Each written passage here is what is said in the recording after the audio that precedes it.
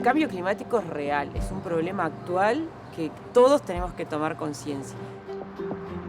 Sabemos que el problema está, lo vemos, lo visibilizamos, sabemos que es enorme, pero nos sentimos un poco desprotegidos o poco poderosos para accionar en ese sentido. Así como somos parte del problema, somos parte de la solución. Toda esta transformación que implica una mirada social, una mirada ambiental y por supuesto económica, entendiendo que las transferencias de valor son lo que nos hacen poder vivir cada día.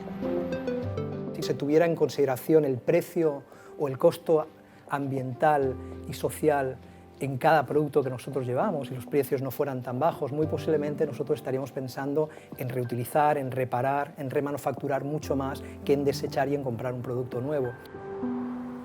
Decimos que las empresas en el futuro serán sostenibles o no serán. Y el consumidor es más responsable, es más consciente, quiere una empresa que se hace cargo de cómo produce, la calidad de las materias primas, de las fuentes de energía que utiliza para producir esos productos y servicios. La actividad productiva es una actividad por plata, pero no es por plata a cualquier precio. En el corto plazo puedo hasta resignar un poco de renta, pero la resigno porque en el largo plazo eso es lo que me da resiliencia. Las inversiones de impacto con lentes de género lo que buscan es direccionar el capital hacia problemas que queremos resolver y el futuro que queremos construir. Cuando pensamos en futuro y en economía circular, un tema que es ineludible es la tecnología. Algunos trabajos que van a ser creados, que todavía no existen, y otros que van a desaparecer. El futuro del trabajo ya es hoy, ya llegó. Las personas no pueden simplemente perder su empleo y hay que preservar y ayudar a estas personas a que se recalifiquen, a que mejoren sus habilidades y se puedan vincular en otra área. No es solo que se tienen que reinventar los trabajadores, hay que reinventar la sociedad. Si no, por más que el trabajador se quiera reinventar, no va a encontrar lugar de trabajo, ¿no? Y una sociedad que no utilice el trabajo del siglo XXI para excluir, sino para integrar.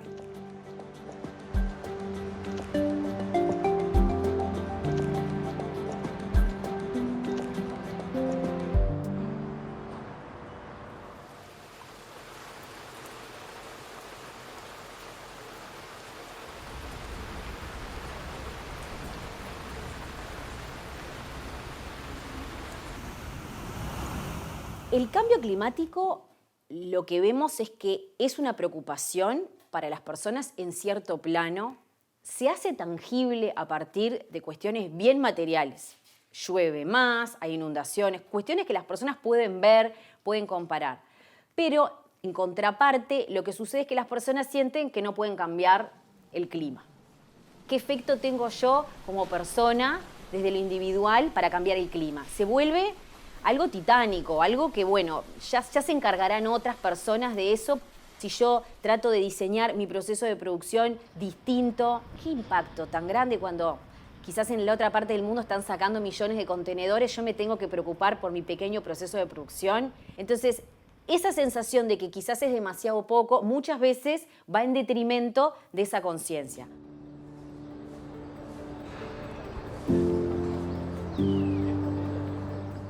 Hace 30 años que ya se habla de esto y mucha gente a veces se desesperanza y dice, bueno, pero yo lo escuché en la escuela y esto no cambió. Pero ahora los datos de la realidad son cada vez más fuertes, ¿no? Esos vertederos son más altos porque decimos que enterramos pero generamos montañas, tienen menos espacio, se insertan más en nuestras ciudades. Eso nos empieza a permear, se empieza a visibilizar en que la playa no puedo ir porque está llena de cianobacterias. Y eso sucedió ¿solo? No, nos empezamos a enterar de que tiene que ver con la incidencia de esa decisión cotidiana.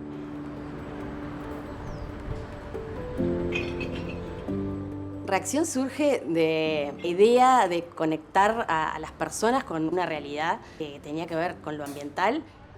Surge la intención de poner la comunicación, el diseño, la cultura, lo aprendido en contexto de enseñar y educar algo que no estaba pasando.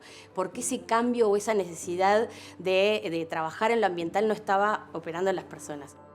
Lo que fue clave ahí del trabajo conjunto con el responsable de obra. En estas temáticas ambientales muchas veces es primero importante tener la información. Nosotros por eso hablamos tanto de la economía circular.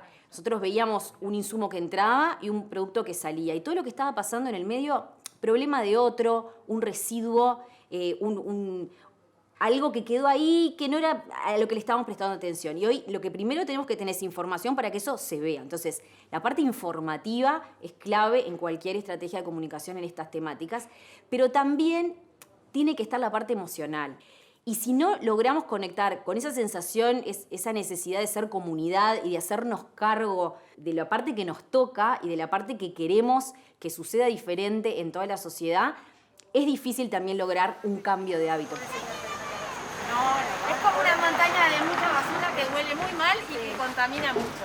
Entonces, la verdad, no es una cosa muy grave. A veces está bueno verla para saber que no. Eso, dale.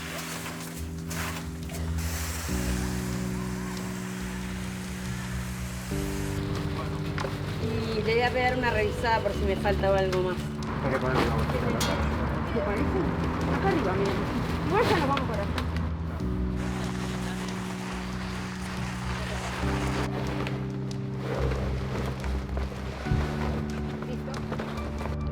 Espectacular.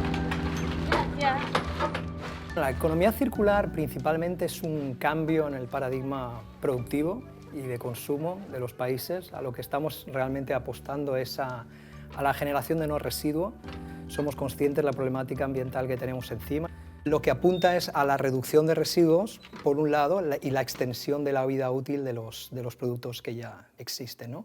Por lo tanto, hay que entender la economía circular como un gran cambio de paradigma para sustituir un modelo de economía lineal que nos ha acompañado durante los últimos 70 años y pasar a un cambio nuevo de la forma que tenemos de producir y de consumir.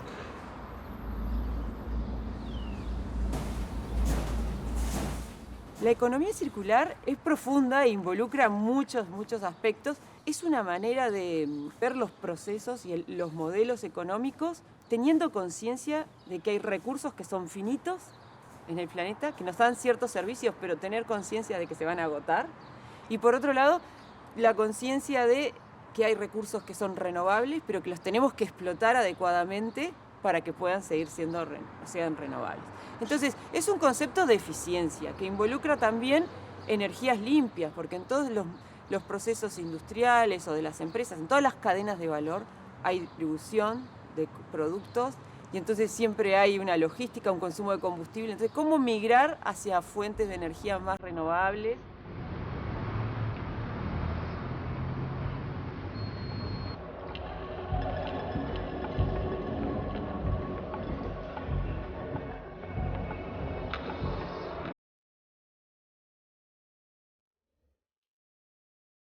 El 45% de las emisiones de gases de efecto invernadero en el mundo tienen que ver con la forma de producir y consumir, no tienen que ver con la energía. Por lo tanto, la energía es gran parte de la temática climática, pero el tema de producir y consumir es una temática que nos atañe directamente a todos nosotros, ¿no? Como consumidores y como productores.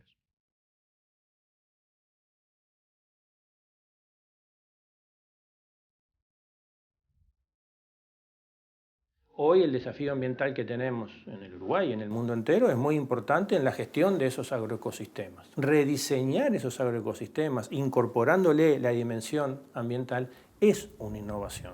¿De qué manera rediseñamos nuestros sistemas productivos de gestión del pastoreo para hacer más compatible aún el desarrollo de esa actividad productiva con la conservación de la naturaleza? Por ejemplo, con la biodiversidad, con el secuestro de carbono, a partir de las pasturas que están secuestrando carbono. Bueno, eso es una innovación y eso es incorporarle a una actividad tradicional de toda la vida, desde Hernandarias hasta hoy, los cambios del tiempo moderno, que exigen además cambios en quienes gestionan eso, Quienes gestionan eso son, por supuesto, los productores en primera instancia, que son los que están día a día gestionando esos agroecosistemas, pero también los que desde la academia o desde las políticas públicas están pensando en aquellas cosas que inciden en el manejo de esos agroecosistemas.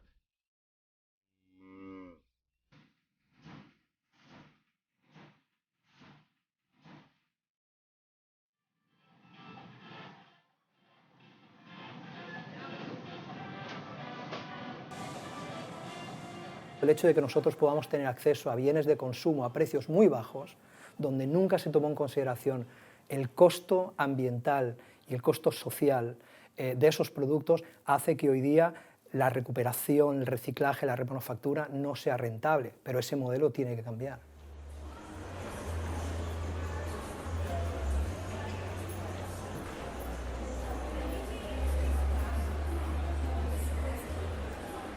Decimos que las empresas en el futuro serán sostenibles o no serán, porque el cliente cambia, porque el cliente hoy está pidiendo y el consumidor es más responsable, es más consciente, quiere una empresa que se hace cargo de cómo produce, la calidad de las materias primas, de las fuentes de energía que utiliza para producir esos productos y servicios, de cómo le entrega ese producto, qué pasa con los cierres de ciclo después, con la vida útil de esos productos.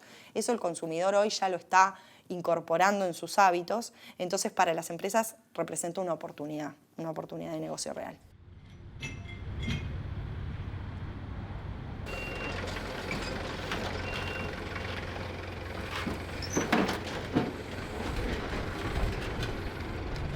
Un montón de papel.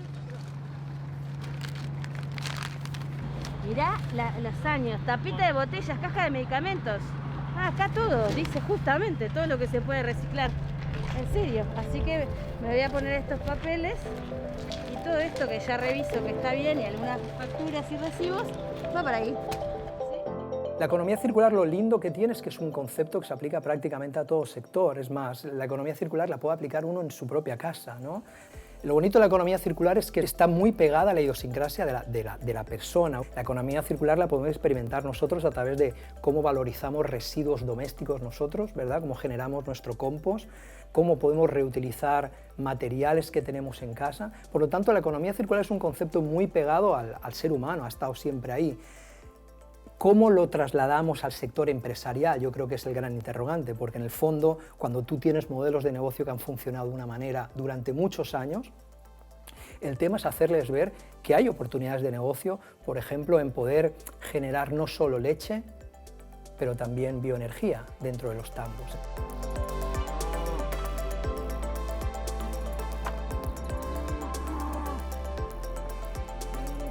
Esa es la forma de entender la economía circular, es un modelo un poco disruptivo, pero que poquito a poco está calando fuerte en el sector empresarial del país.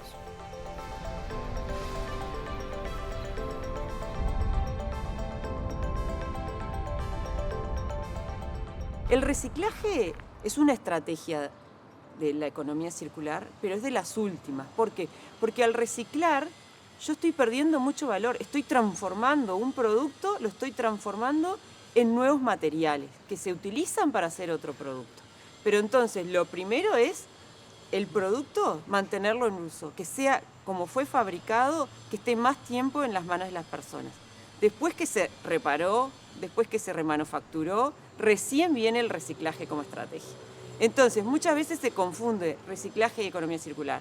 En realidad es una estrategia y de las más ineficientes que plantea la economía circular.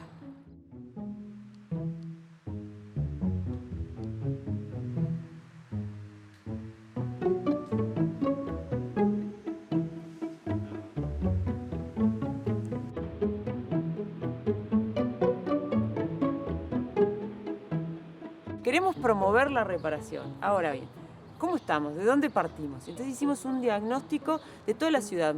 Desde Reacción es algo que promovemos y de hecho llevamos adelante el Club de Reparadores, que son eventos itinerantes de reparación, pero con una mirada de servicio a la sociedad para volver a valorar esos oficios, ¿no? Y esas costumbres de que volvamos a reparar las cosas. Entonces, comprar para que duren y para que si hace falta una reparación, lo llevemos a reparar antes de la sustitución. Entonces esas son estrategias de la economía circular que las aplicamos a diario en nuestro trabajo.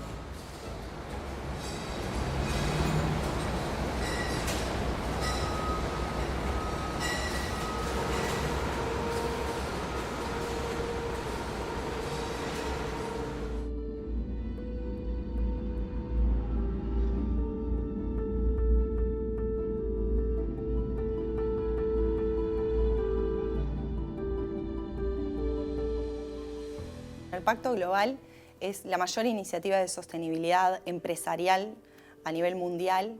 Creo que lo interesante es, de alguna manera, poder orientar a cada empresa en cuál es su hoja de ruta en el camino de la sostenibilidad. Es que entre en esa conciencia sostenible, empresarial, pero entender cuáles son los pasos que tiene que dar para integrar en sus modelos de gestión o en sus modelos económicos estas variables que tienen que ver con el impacto social, el impacto ambiental, los temas de gobernanza empresarial y también el impacto económico que va a tener.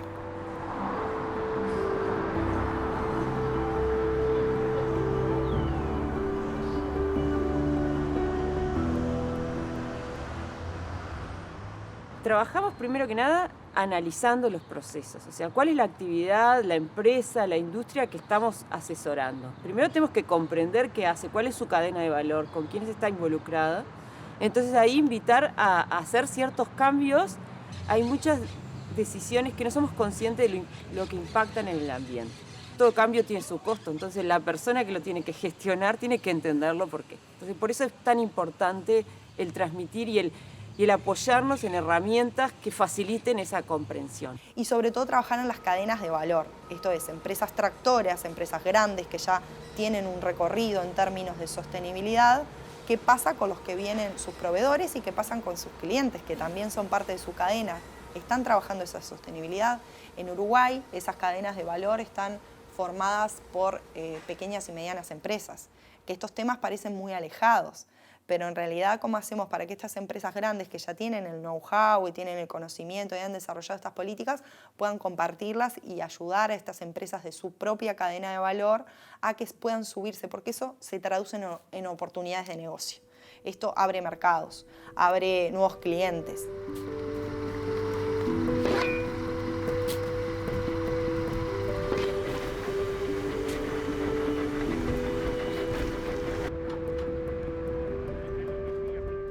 El sector construcción, a nivel económico, en la economía del país, mueve varios puntos del PBI, trabajan más de 40.000 personas, pero además, desde el punto de vista ambiental, es altamente impactante, porque por un lado usa recursos naturales vírgenes, todos sus áridos, ¿no? El agua, utiliza mucha energía, de una manera muy ineficiente, porque después descarta.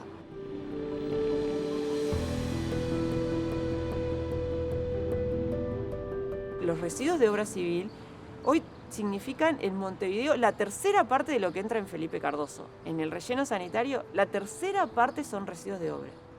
Y una cantidad igual de residuos, que son unas 800 toneladas por día que entran a Felipe Cardoso, otras 800 toneladas por día van a parar a predios de la ciudad de manera poco controlada. Dentro de los recursos naturales que explota y de la mala gestión que después hace de sus residuos, es un sector altamente impactante que necesariamente tiene que ser revisado.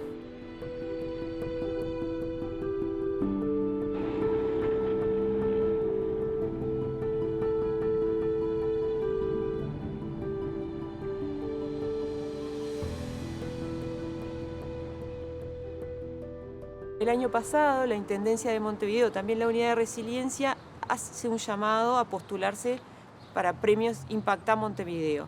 Ahí fue que nos postulamos con Estación Rock, que es una solución para gestionar las obras de otra manera.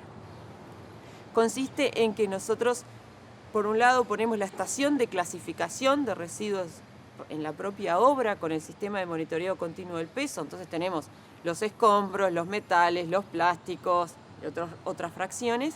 Y ahí trabajamos en la obra a todo nivel, desde los proyectistas y los directores de obras que están decidiendo qué insumos compran para esa obra y entonces ahí mostrar las posibilidades o los productos hechos a partir de materiales recuperados de obra, trabajar con el personal de la obra, porque es el que decide dónde coloco el residuo, qué hacer con esta gestión. Y después trabajar con proveedores, o sea, quienes gestionan los residuos que se separan para reciclarlos y poder fabricar productos y volverlos a importar.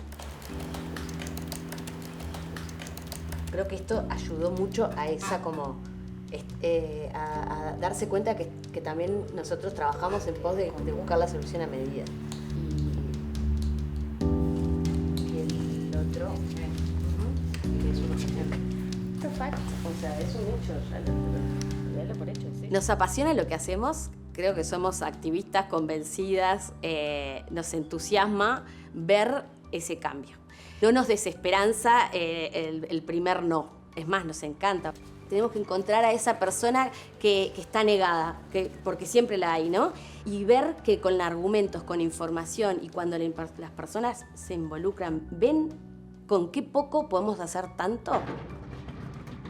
Pero incluso cuando trabajamos a nivel de empresas, trabajando en la industria 4.0, ahí es cuando vemos que efectivamente si no primero hablamos con las personas que están atrás de cada proceso productivo, de cada decisión empresarial que se está tomando, es muy difícil que pase. Tiene que la persona entender cuál va a ser su rol. Entonces, muchos de nuestros programas empiezan con sensibilizaciones, con charlas, encontrando ese espacio humano donde hay personas a las que le importan otras personas y que entonces van a poner su creatividad y su esfuerzo en lograr encontrar soluciones.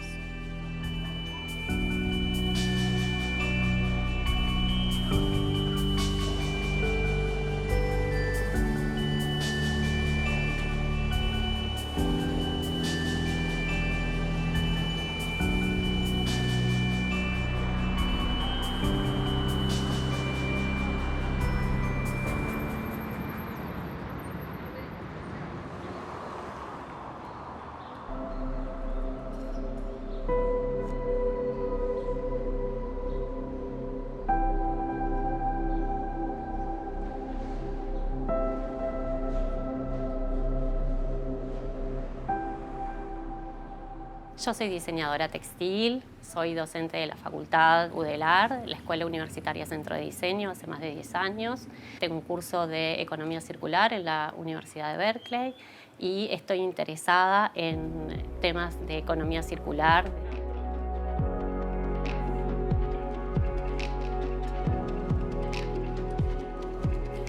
Ya estamos preparados para empezar a hablar de los materiales, ya estamos preparados para empezar a pensarlo desde antes y cómo nos vamos a posicionar y qué es lo que queremos mostrar y cómo este proceso lo podemos sanar, digamos, desde su concepción inicial.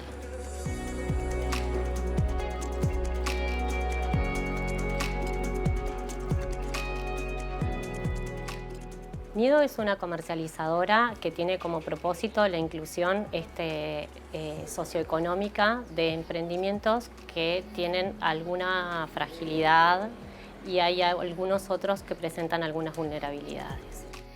Se trabaja con un área muy fuerte de emprendedurismo y trabajando con ellos lo que se identifica es la necesidad que tienen los emprendimientos después que reciben capacitación de poder comercializar sus productos.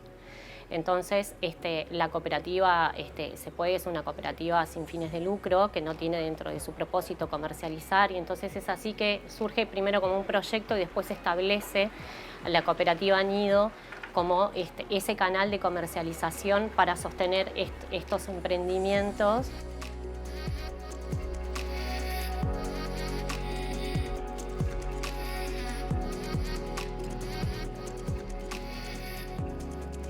Tacuabé es uno de los emprendimientos que es parte del colectivo Nido y hace muchos años que se dedican a hacer textil, tejidos, hacen telares manuales y telares sobre todo industriales. Nosotros nos enfocamos en la comercialización de los productos de lino y las mantas de lana, que son unas mantas realmente hermosas. Junto con ellos realizamos 2 bolsas que son bolsas contenedoras como para hacer compras. Está vinculada a la generación de los tejidos que ellos estaban haciendo en el último tiempo, que lo visualizamos como una tejeduría muy infravalorada, porque estaban tejiendo paños de piso, y a nosotros nos pareció interesante revalorizar y buscarle como un nuevo sentido a eso que ellos estaban tejiendo.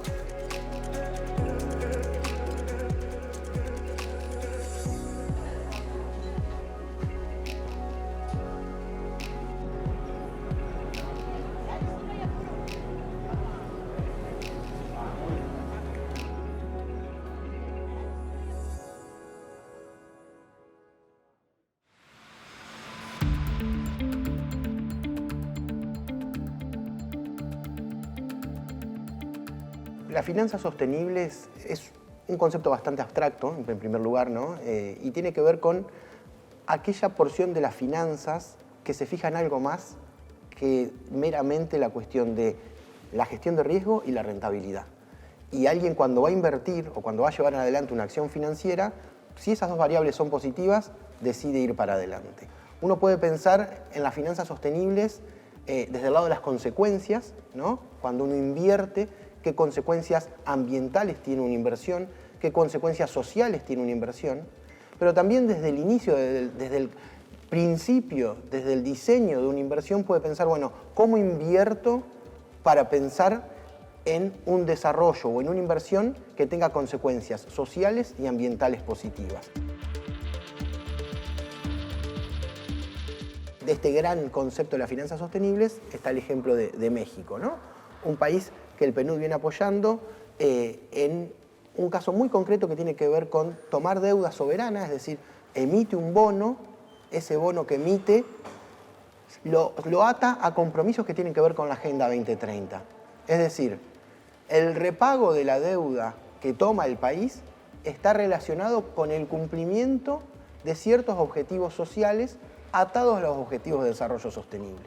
Ese es un concepto completamente nuevo, que los países puedan asumir compromisos que van más allá del riesgo que tiene el país y de la rentabilidad que ofrece en el repago de esa deuda, sumando además el compromiso de cumplir con algunos objetivos de política pública.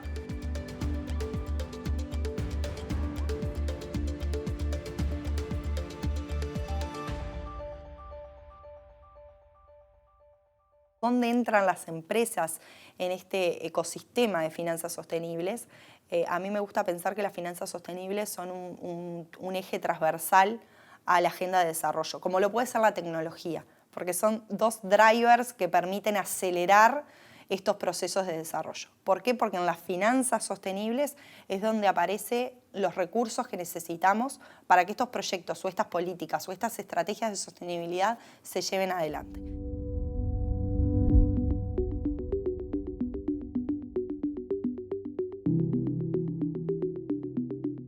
Lo que nosotros decimos es si queremos acelerar esta agenda de ODS, es necesario, por un lado, cambiar estas lógicas de producción y de consumo. Y por otro lado, cambiar las concepciones sobre quiénes somos capaces de contribuir con ese desarrollo sostenible. Y ahí es que entra esta visión y esta perspectiva de género y de sus interseccionalidades.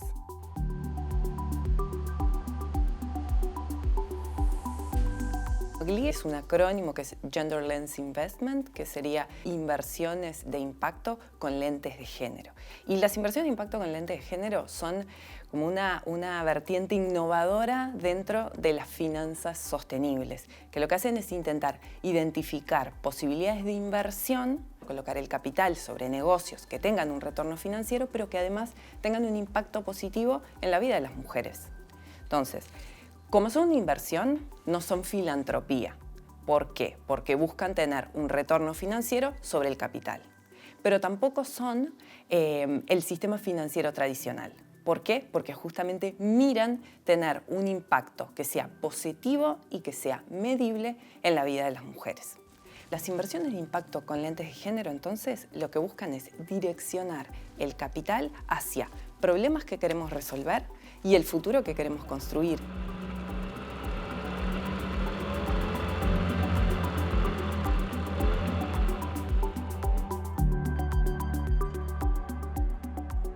Los varones hoy son los que están en los lugares de liderazgo en las empresas y en las empresas uruguayas también. Todavía, si bien hay mujeres que están llegando a esos lugares, tienen una voz, tienen poder sobre las decisiones, hoy todavía falta un camino para recorrer. Entonces, ayudar a estas empresas, por ejemplo, implementar los principios de empoderamiento de la mujer, que son principios que el Pacto Global con ONU Mujeres ha trabajado a lo largo y ancho del planeta, cómo las integran a sus prácticas y a sus políticas y cómo empezamos a identificar esas barreras invisibles que todavía existen y poder, de alguna manera, ir sorteando esos desafíos para que se generen estos espacios de trabajo. Cuando nosotras hablamos de esto de inversiones de impacto con lentes de género, o esta metáfora de ponernos esos lentes de género, lo que decimos es ponernos los lentes para ver, para tomar decisiones que sean informadas. ¿Y ver qué? Ver dónde están esas brechas, si existen brechas de género entre mujeres y hombres dentro de los negocios y dentro del sistema financiero. Cuando encontramos que hay una participación de las mujeres, si ella es efectiva, si se encuentran en todos los estratos, si también están en los lugares de toma de decisión o dónde se encuentran ubicadas esas mujeres. Y cuando hablamos de mujeres, decir qué mujeres son las que están ahí adentro, cuáles son las mujeres que están dentro del sistema financiero, por ejemplo. Y ahí entra otra mirada que es la de las interseccionalidades, que nada más es que entender que hay características que tienen las personas, como raza, etnia, origen, condiciones de discapacidad, que operan como marcadores sociales, beneficiando a algunas personas y alejando de determinadas oportunidades a otras. Y al entender eso, colocar una intencionalidad en la dirección del capital hacia estos negocios, hacia los negocios que son de mujeres, hacia los negocios que proponen resolver. Hacer que todo eso funcione, lograr ser productivos en un entorno que a veces no ha generado las estrategias suficientes como para que las emprendedoras puedan desarrollar todo su potencial. Levanta el pie y llevas esto, ¿viste? Ajá. Y lo acomodas, entonces no se te hace el pliegue, baja. Ahí va.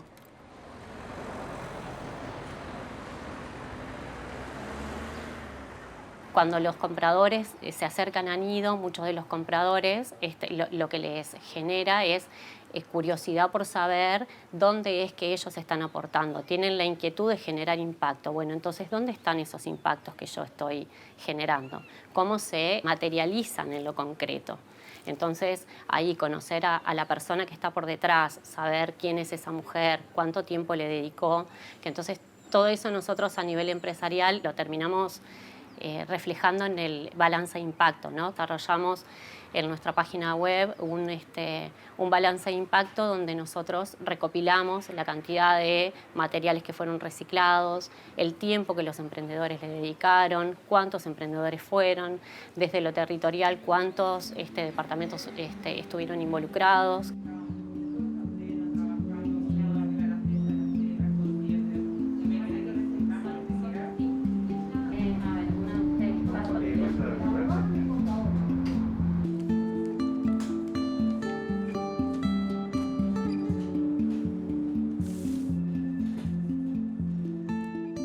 Yo creo que desde que empecé a trabajar en organizaciones que están involucradas en el impulso a pequeños emprendimientos y en el fortalecimiento, como que es un camino sin retorno. La perspectiva cambia y es imposible poder consumir y poder que no te importe qué es lo que hay por detrás de eso. Entonces, que veas a alguien que no lo logra y que no te genere, que no te toque una fibra, que vos digas, esto puede ser diferente, acá lo podemos cambiar.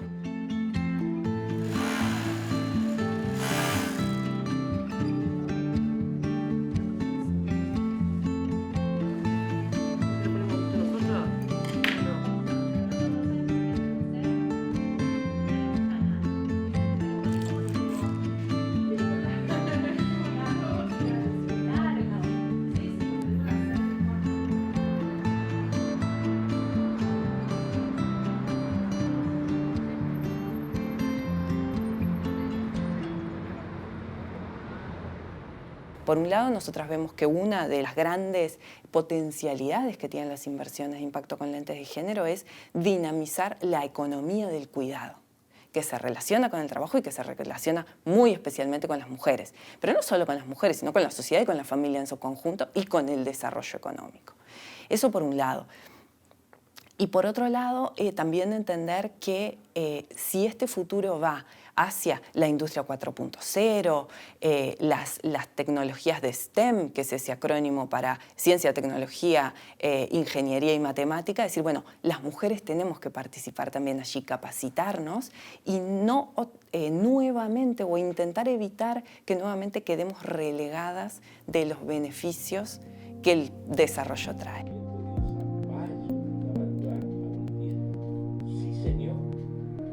Hoy en día necesitamos estar continuamente aprendiendo.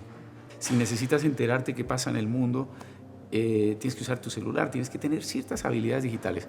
Tenemos que evitar que la brecha digital o que este acelerado cambio incremente las desigualdades que existen tradicionalmente y que probablemente existían, pero que se pueden ver exacerbadas en un contexto como este, y que consiste en que si ya no tienes habilidades para defenderte en un entorno digital, manejar ciertas herramientas de Internet o ciertas herramientas electrónicas, tus posibilidades de acceder a un empleo se van a ver notablemente restringidas.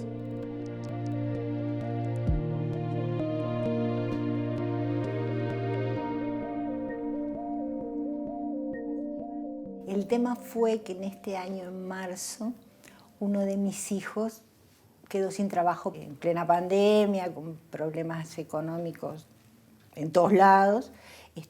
Para mí fue preocupante. Entonces se puso a investigar y a aprender más cosas de lo que él ya sabía. Y le pareció que estaban pidiendo muchos community managers y que él no tenía suficiente experiencia en las redes. Se puso a investigar. Y un día me dijo, yo tendría que tener algunas cuentas para poder manejarlas y ver cómo se hace y cómo se vende. Y entonces yo le dije, y bueno, Patricio, tengo mis muñecos.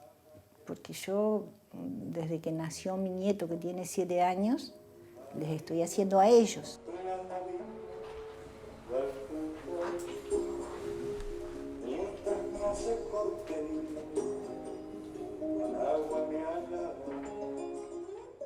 Ya tenía bastante experiencia y las cosas salían como a mí me gustaban. Y nos pusimos a trabajar juntos. Entonces hacía los videos, hacía las fotos, hacía los textos, armábamos acá un escenario. Yo me dedicaba a hacer los muñecos y a las redes. El contacto con las redes siempre fue mío porque era la que estaba haciendo las cosas. Todo lo demás se ocupaba él. Al mes consiguió trabajo. Y bueno, y quedé yo sola con algo que nunca había manejado. Yo las redes sociales nunca las había manejado, no me interesaban. Para que entrara el calor. Se ve que a la sombra le gustó porque se mandó varias anoche y al final se puso.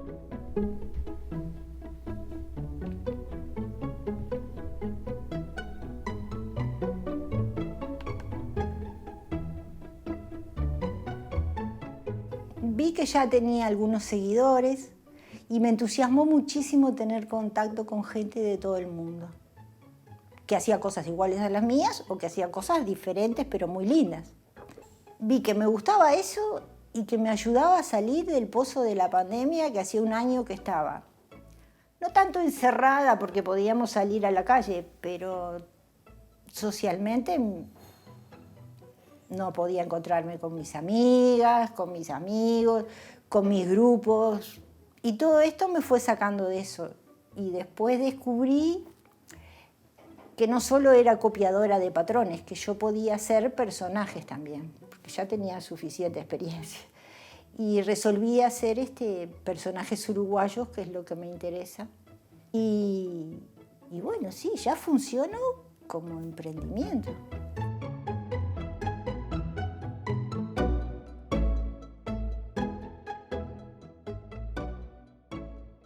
Vi que en la Intendencia iban a hacer un curso de marketing digital y me interesó muchísimo porque es como casi que estuviera en cero yo. No había entrado nunca a ese mundo.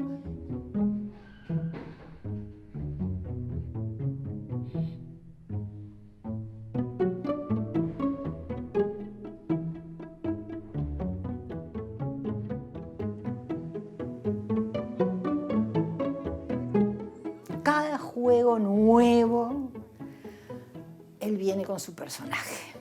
Entonces agarra mi cuaderno de patrones, me lo escribe y me hace el dibujo o me lo muestra en la tablet. Y ahí sacarlo. Cuando terminás algo y se los mostrás, vos en los ojos ves si está bien o está mal. Porque los niños no te mienten.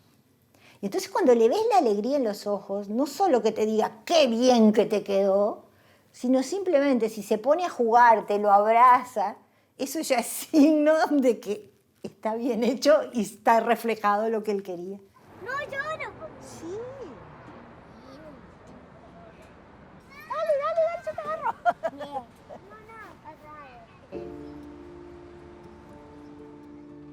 Cada persona tiene algo que le gusta hacer, que es un hobby. Y si no tenés nada, hoy tenés una computadora o una tablet o la ceibalita del nieto y encontrás todo para hacer ahí, todo. Y sin costo también. Las ganas de hacerlo, a mí me parece que siempre podés encontrar un huequito y que te sirvan como salida económica también.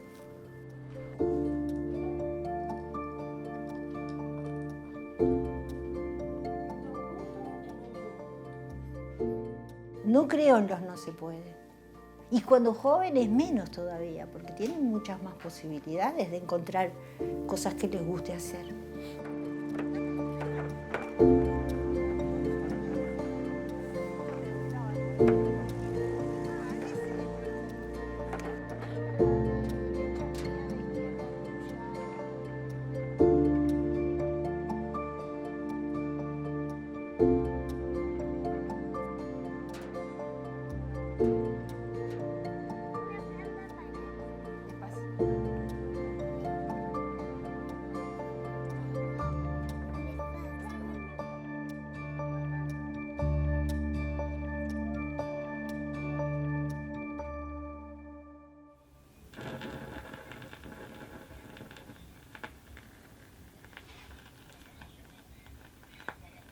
Estamos en futuro y en economía circular, un tema que es ineludible es la tecnología.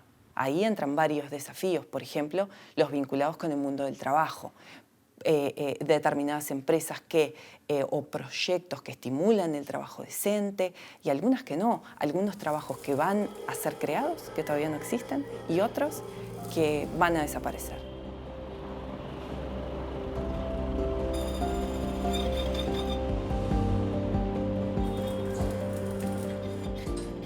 Siempre el cambio tecnológico destruyó empleos. Hoy en día estamos hablando de cuáles son las cosas que van a pasar por los empleos que se van a... Yo trato de no usar desaparecer, aunque es cierto que desaparece. Yo siento que lo que se van a es a transformar las fuentes de generación de empleo.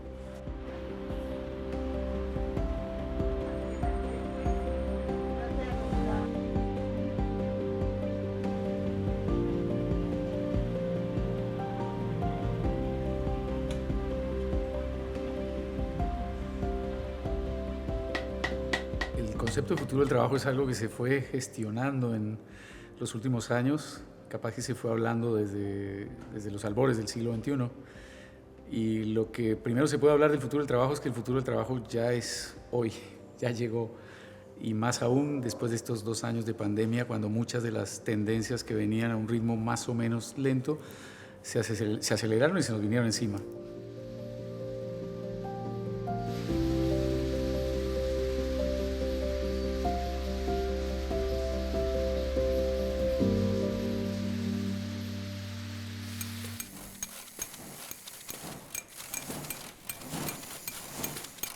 En el mundo industrial pasó algo muy curioso. Por allá en 1900, cuando se desarrolló la producción en serie fue una maravilla para producir vehículos Ford T 10 veces más rápido que lo que se hacía antes. Y era que cada trabajador hiciera un pedacito del auto y el auto se movía a través de una cadena. Empezaba un montón de tuercas y salía un auto. Pero cada trabajador estaba especializado en agregar algo. Allí se ve perfecta la representación de un contrato, de que tú estás haciendo eso de 8 a 6 de la tarde, de que tu trabajo es una consecuencia exacta de una instrucción y de un manual. ¿Qué pasaba si te enfermabas? Entre más fácil fuera sustituirte porque tu labor era muy especializada, menos problemas generaba. Todo eso del Fordismo fue una consecuencia de una visión del mundo a partir de la industria. Pero hoy estamos moviéndonos a una sociedad diferente, donde competimos globalmente, donde hay cambios tecnológicos y donde el trabajo es probablemente más de aporte cualitativo que cuantitativo.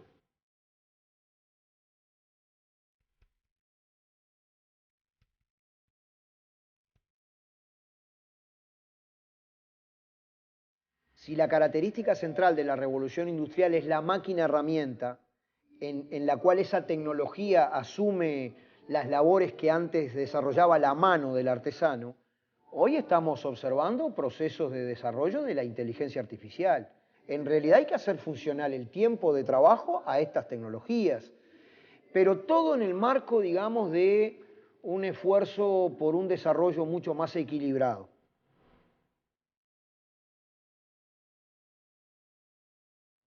Justamente la OIT, desde el año 2019, con la Declaración sobre el Futuro del Trabajo, ya había empezado a manejar un mensaje que es claro y es: trabajemos hacia ese futuro, pero centrados en las personas.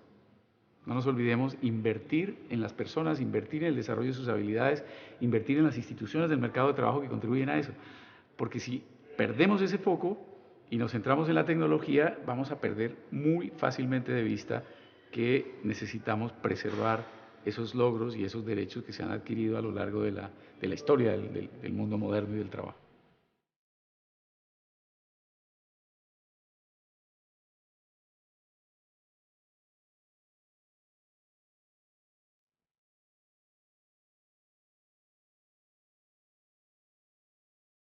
Digamos que el actual desarrollo de las fuerzas productivas genera la necesidad de que uno esté estudiando de manera permanente.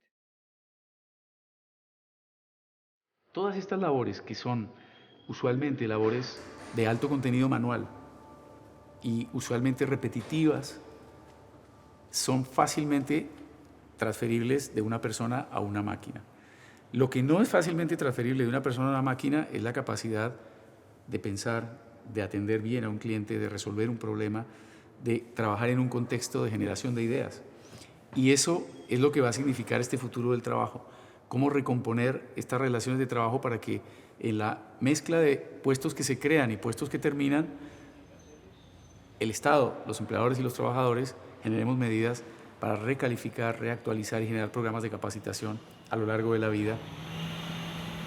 Ahora, no es solo que se tienen que reinventar los trabajadores, hay que reinventar la sociedad. Si no, por más que el trabajador se quiera reinventar, no va a encontrar lugar de trabajo, ¿no? Es decir, nosotros queremos efectivamente una negociación de carácter global para poner las vigas, las pistas de una sociedad que no utilice el trabajo del siglo XXI para excluir, sino para integrar.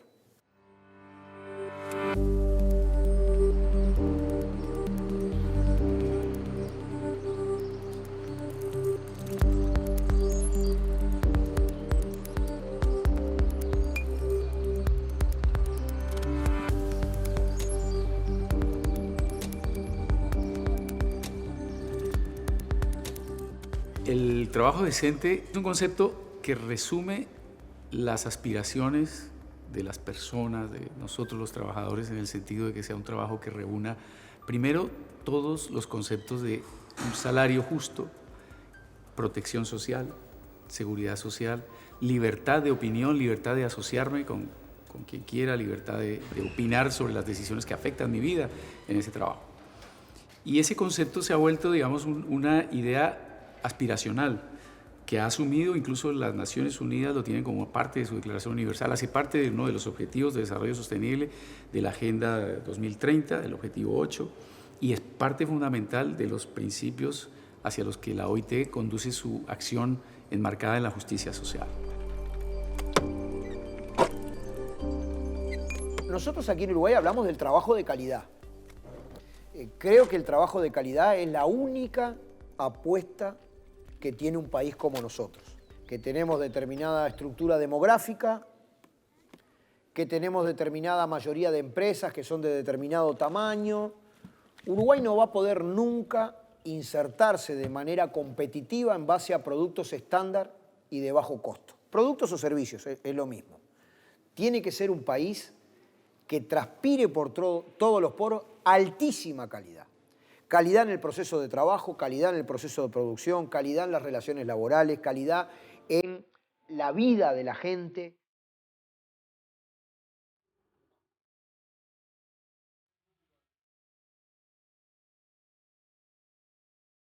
Cuando un trabajador, para poder ejercer su trabajo, figura, y lo pongo entre comillas, como empresa unipersonal, eso esconde un gran fraude laboral, porque con independencia de la forma del contrato, que a veces es entre una gran transnacional y un trabajador que figura como empresa unipersonal, allí hay una relación de dependencia. Yo creo que están muy desprotegidos esos trabajadores, ¿no?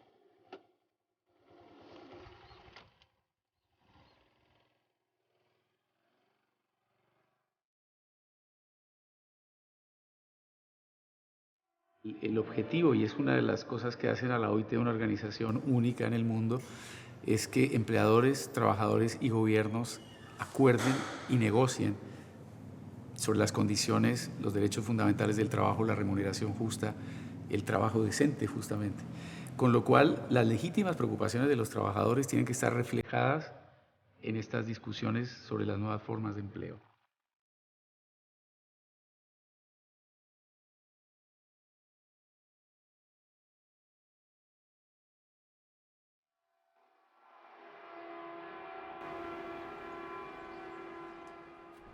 Digamos, no cambiaría mucho las cosas, porque la competencia del Consejo Superior Tripartito, según dice la ley actual, es considerar y pronunciarse sobre cuestiones. El proyecto del Ministerio de Trabajo es simplemente suprimir esta última parte. Lo que dice el proyecto del Ministerio de Trabajo entonces es suprimir esta... Y el movimiento obrero tiene que encontrar la forma de tender una mano para ahí.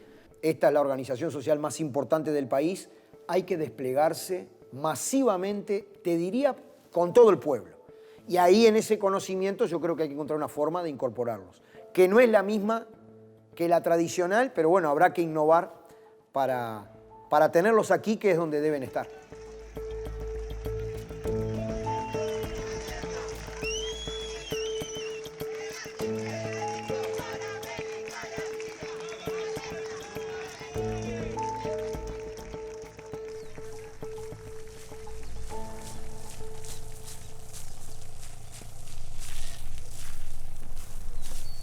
Un poquito acá, Santiago.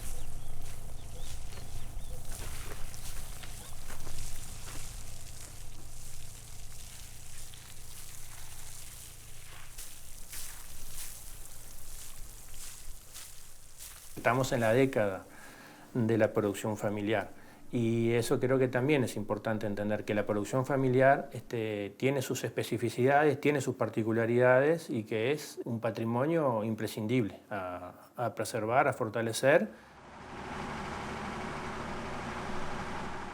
Un primer desafío que tenemos como país es la permanencia de la gente en el medio rural. Ese es el principal desafío. Y que el Uruguay ha hecho y hace cosas para eso. Lo que queda claro es que es insuficiente.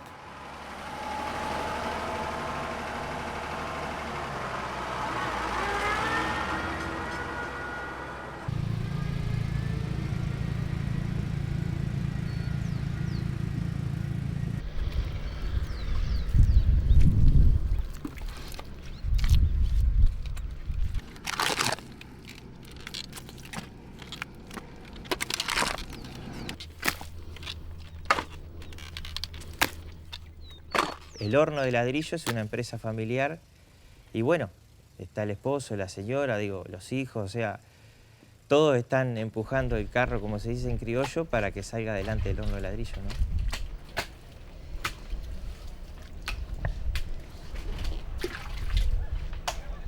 Siempre me gustó el campo en sí, el aire libre y bueno, mi papá era el que hacía el ladrillo en su momento y seguí después poniéndole más tecnología, ¿no? Trabajar un poco más cómodo y que los procesos sean más eficientes y bueno, la realidad después que el ladrillo salga mejor, ¿no?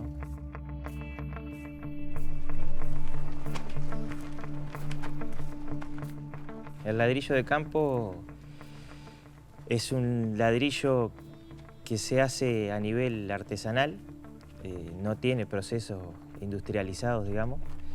Y bueno, es milenario, ¿no? Hace miles de años que se fabrica, ¿no? Nosotros lo que queremos es, con todo el proyecto del Parque Escuela, es en lo que podamos ayudar al proceso artesanal, ponerle tecnología, ¿no?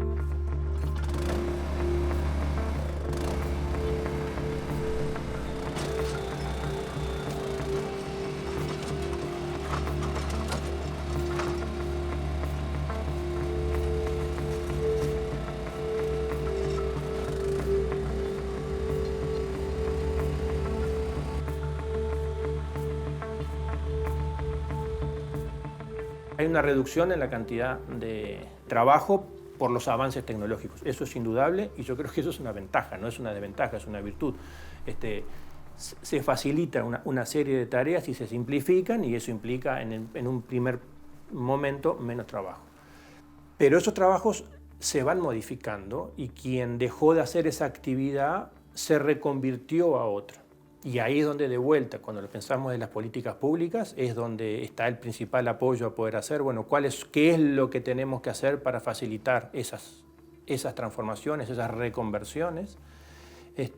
Pero también está el propio ingenio de las personas en autorreconvertirse, que eso también yo creo que es una cuestión de cambio de época, aunque mucha cuestión de la formación y de los cambios no lo esperamos que vengan de un tercero, sino que es uno mismo, el propio trabajador, que va encontrando sus formas alternativas de poder capacitarse para asimilar los cambios y poder seguir estando.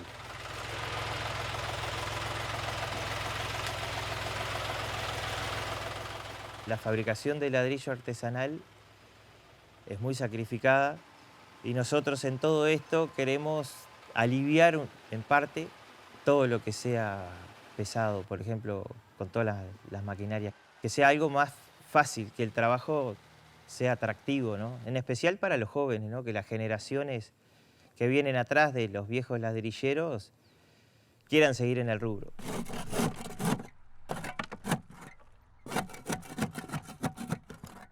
Como nosotros ya venimos hace más de 20 años en el rubro, veíamos que muchos productores pequeños quedaban al margen de ventas grandes. La idea del Parque Escuela es eso, unir a productores en una cooperativa, formalizarlos y bueno, hacer todo un tema de tecnología para que ellos puedan tener, por ejemplo, con los invernaderos, con los procesos que hacemos nosotros, ladrillo estandarizado en sus medidas, en su calidad, y que esté todo el año el ladrillo disponible, ¿no?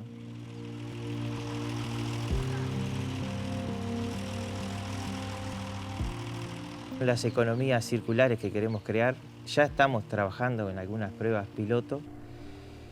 Bueno, el residuo de ciertas empresas, usarlo en un porcentaje en la mezcla de los lodos que fabricamos el futuro ladrillo, ¿no? Creo que todo apunta a eliminar esas economías lineales que tenemos de tirar, de hacer y tirar. Y creo que es una oportunidad importante para el sector. Creo que hay empresas muy comprometidas con el medio ambiente y bueno, creo que somos un eslabón después fundamental para usar ese tipo de residuos, ¿no?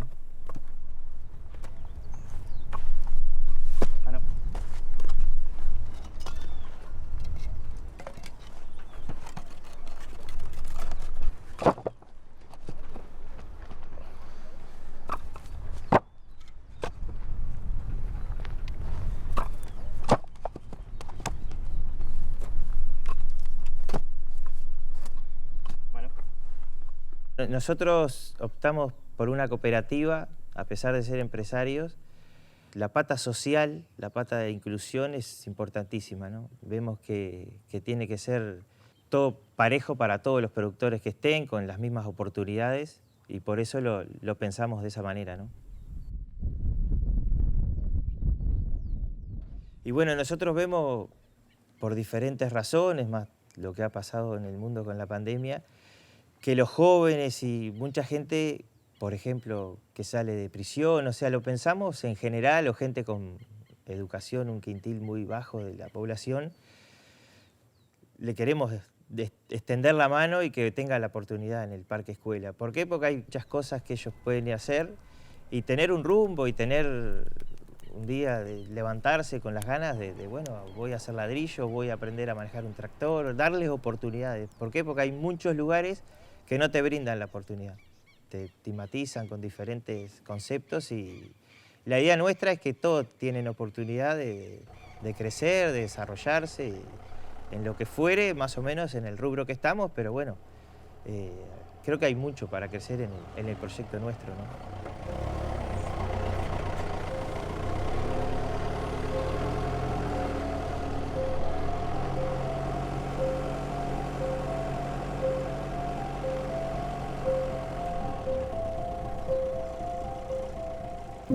Nadie pierda la esperanza que más allá de todo lo que estamos viviendo post pandemia o con pandemia, que se ha agravado muchas situaciones sociales, que bueno, que creo que siempre hay un rumbo, siempre hay una manera de salir adelante y a veces en los emprendedores el camino es la recompensa, no solo llegar al objetivo, ¿no?